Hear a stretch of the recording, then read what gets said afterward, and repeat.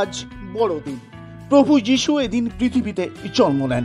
সারা বিশ্বের আপামর খ্রিস্টান সম্প্রদায়ের মানুষজনের বিশ্বাস, সৃষ্টিকর্তার মহিমা প্রচারের মধ্য দিয়ে মানব জাতিকে সত্য ও ন্যায়ের পথে পরিচালিত করতেই প্রভু যীশুর এই ধরাধামে আবির্ভাব।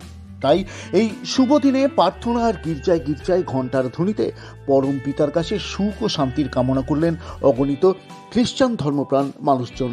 জেলার সদর শহর থেকে জঙ্গলমহল সর্বত্র গির্জায় গির্জায় আজ ছিল আনন্দ উৎসবের আয়োজন। বাঁকুড়া শহরের কলেজ মোড়ের চার্চেও এদিন ছিল বিশেষ প্রার্থনা সভার আয়োজন। এই প্রার্থনায় অংশ নেন শহরের অগণিত খ্রিস্টান ধর্মপ্রাণ মানুষজন।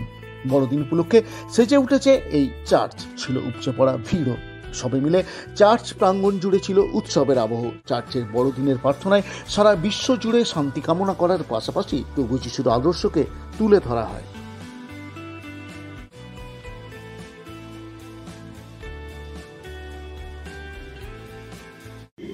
সেই নিরীহ, সেই মৃদুশীল, সেই নম্রচিত, যারা সমাজে বলতে গেলে কিছুরই মধ্যে আসে না, সেই রাখালদের কাছে ঈশ্বর দূত প্রেরণ করেছিলেন।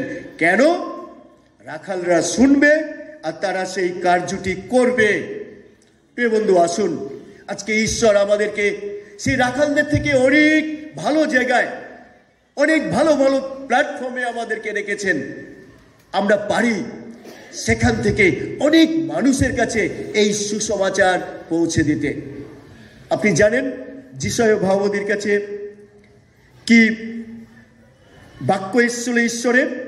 আমরা যিশয় 9 অধ্যায় যদি দেখি, আর আমরা সেখানে দেখতে পাবো যে জাতি অন্ধকারে ভ্রমণ করছিল আর তাহারা এক মহা আলোক দেখিতে পাইয়াছে। যারা মৃত্যুর ছায়ার দেশে বাস করিত তাহাদের উপরে আলোক উদিত হইয়াছে। সত্যিকারে আমাদের আদি পিতা মাতা পাপ করার ফলে পাপের বেতন কি? মৃত্যু। পাপ ঈশ্বরের বিরুদ্ধে বিদ্রোহ ঘোষণা।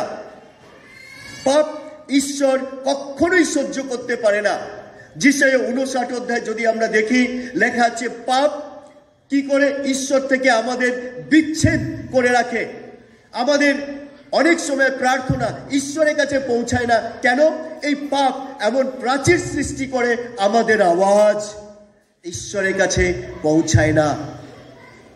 প্রিয় বন্ধু, ঈশ্বর আমাদের আরেকটি বার সুযোগ করে দিয়েছেন। প্রেরিত পৌল তিনি কত সুন্দরভাবে তিতের মধ্য দিয়ে মণ্ডলীর মেম্বারদের, মণ্ডলীর সভ্যসভ্যদের কি করণীয় সেই বিষয়ে তিনি নির্দেশ দিচ্ছিলেন। আর আমরা 4 পদে যদি দেখি, এখানে লেখা আছে, কিন্তু যখন আমাদের ত্রাণকর্তা ঈশ্বরের মধুর স্বভাব এবং মানব জাতির প্রতি প্রেম প্রকাশিত হইল, তখন তিনি আমাদের কৃত ধর্মকর্ম হেতু নয়, কিন্তু আপনার দয়া অনুসারে পুনর্জন্মের স্নান ও পবিত্র আত্মার নূতনীকরণ দ্বারা আমাদিগকে পরিত্রাণ করিলেন। Bureau report, Bankura 24/7।